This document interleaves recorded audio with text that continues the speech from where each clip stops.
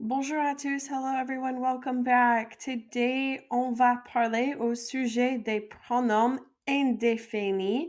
So today we're going to talk a little bit about pronouns, specifically like ne and phrases with ne and quelque and phrases with quelque. So we're going to first start off with les pronoms indéfinis, indefinite pronouns, quelqu'un et quelque chose. So you've already heard quelqu'un and quelque chose quite a bit if you're in French 5. So quelqu'un is used to say someone when you're referring to a person, and quelque chose is used to say something when you're referring to a thing. So that's super important to remember those two. Those words can be used in sentences as well as questions. So exemple, we could say quelqu'un fait une expérience dans le laboratoire. Is somebody doing an experiment in the laboratory?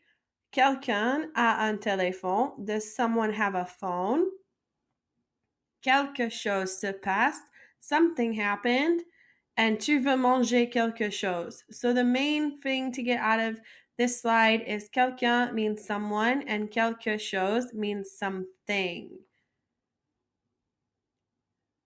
Les pronoms négatifs, so negative pronouns, this is just the exact opposite of everything that we just said. So quelqu'un we know means someone. Ne personne is going to mean no one. So like no one came, etc., etc. Then we have quelque chose, which means something, and ne rien means nothing. Like I did something yesterday, I did nothing today. All right. Exemple, we have tu vois quelqu'un? Do you see someone? Et la réponse, non, je ne vois personne. No, I don't see anyone. La deuxième, the second one, tu as vu quelqu'un? Le passé composé with that passé composé. Non, je n'ai vu personne. So as you can kind of see from these examples, when we see ne personne and ne rien, that takes out our pas. So we don't put pas in there. And you've seen both of these phrases already. We learned them last year. So this part is just a little bit of review. We're just going to really make sure that we know them. Troisième, the third one, tu fais quelque chose? Are you doing something? Non, je ne fais rien. No, I'm not doing anything. And you've actually learned that whole phrase, the je ne fais rien, en français 2, in French 2, quand on a à apprendre chapitre 5, when we learn chapter 5, les passe-temps, pastimes. Et la quatrième, the fourth one, tu as fait quelque chose? Did you do something? Non, je n'ai fait rien, or je n'ai rien fait. I did not do anything. Excellent. Okay, so on va continuer. So we're going to continue. Les négatifs, or le négatif des pronoms. So negative pronouns, when we talked about personne and rien, they can also be used as subjects. So if we were saying no one had come, we don't have another subject in there. We don't say he or she or we. So personne is acting as our subject.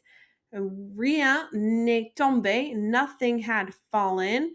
So when we are using personne and rien as our subjects, we use the third person conjugation for our verbs.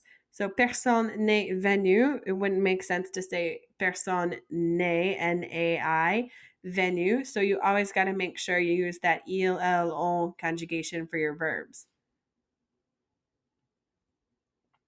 Okay, quatre exemples, four examples. We have il y a quelqu'un dans le laboratoire. Is there someone there is somebody in the laboratory? Il n'y a personne dans le laboratoire. There is no one in the laboratory. Numéro 2, quelqu'un veut parler avec vous. Somebody wants to talk to you. And personne ne veut parler avec vous. Nobody wants to talk to you. C'est triste, that's sad. Numéro 3, quelque chose est arrivé. Something happened. And then rien n'est arrivé. Nothing happened. So remember, personne and rien can also be used at the beginning of your sentence when you're using them as a subject and you conjugate your verb in the third person, il, elle, on.